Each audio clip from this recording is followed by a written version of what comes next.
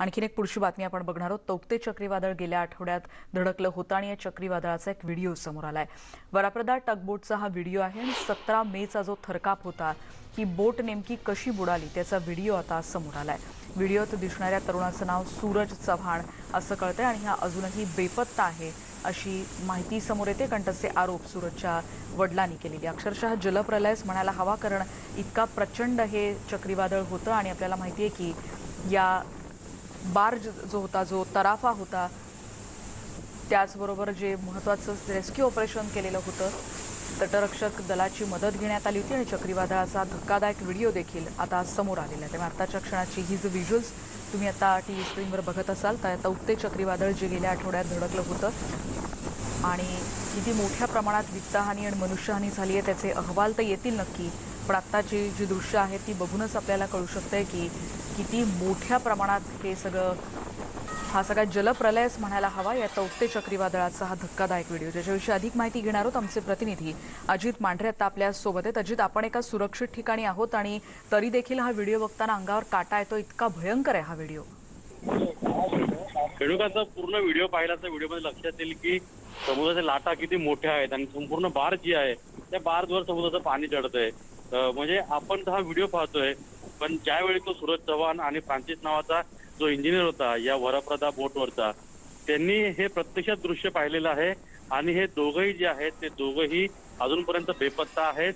असं सांगितलं गुजरात जवळ जे 2 मृतदेह सापडलेले आहेत या दोघांचे आहेत, मात्र अद्याप डीएनए टेस्ट कंप्लीट झालेली नाहीये। डीएनए टेस्ट नंतर हे पुढे समोर येईल की नेमका मृतदेह कोणाचा आहे। पण एकंदर आपण जो व्हिडिओ पाहिला आता अंगावरती शहारे येतात। अतिशय धक्कादायक असा व्हिडिओ आहे। पाणी संपूर्ण बारचं जे टगबोट आहे टगबोटच्या आतमध्ये येतं, मोठमोठ्या लाटा आहेत, म्हणजे एखादा सिनेमात दिसावं असे संपूर्ण दृश्य आहे आणि हे दृश्य प्रत्यक्षात या दोघांनी समोर पाहिलं आहे आणि त्यानंतर त्यांचा ते त्या ठिकाणी दोघेही बेपत्ता आहेत। हे सर्व सुरू असताना सूरज चव्हाण नावाचा जो तरुण आहे या तरुणाने हा व्हिडिओ त्याच्या वडिलांना पाठवला होता। शेवटी त्याचं जे बोलणं झालं होतं ते 16 तारखेच्या सकाळी बोलणं, संध्याकाळच्या दरम्यान त्याचं बोलणं झालं होतं आणि त्यावेळी हा व्हिडिओ पाठवला होता आणि या व्हिडिओमधून त्यांनी दाखवलं होतं की कशा पद्धतीनं ते संकटामध्ये आहेत आणि घरच्यांशी त्यांनी संपर्क केला होता आणि तेच संभाषण जे आहे आणि हा व्हिडिओ जो आहे हा शेवटचा व्हिडिओ होता, हे शेवटचं संभाषण होतं। अजित, सूरजच्या वडिलांना आणखीन काही आतापर्यंत उत्तर देण्यात आलं? म्हणजे त्यांनी हे आरोप केलेत, पण त्या संदर्भात म्हणजे सूरजबद्दल अधिक काही माहिती मिळण्यासाठी त्यांनी तर निश्चितच प्रयत्न केले असतील, पण संबंधित अधिकाऱ्यांनी काही माहिती दिली आतापर्यंत? सूरजच्या वडिलांनी थेट आरोप केलेला आहे की सूरज ज्या कंपनीत कामाला होता त्या कंपनीमध्ये त्या कंपनीच्या बोटवर तो ऑइल टँकर म्हणून सांगण्यात आला होता, मात्र हा टग बोटवर कसा काय गेला तर थेट आरोप केलेला आहे।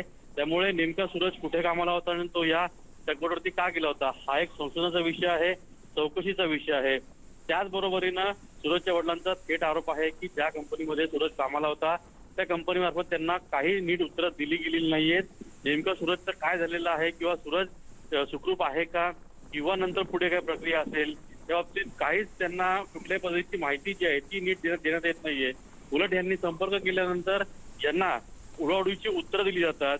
एकतर तरुण मुलगा 23 वर्षाचा मुलगा जो आहे तो या वडिलांनी गमावलेला आहे आणि असं असताना त्यांना सांत्वनपर सगळ्या गोष्टी त्यांच्या बाबतीत करणं, त्यांना योग्य ती माहिती देणं, त्यांच्याशी नीट वागणं, त्यांना सर्व मदत पुरवणं हे गरजेचं असताना ज्या कंपन्या आहेत त्या कंपन्या मात्र या सगळ्या परिवाराला उडून लावत आहेत।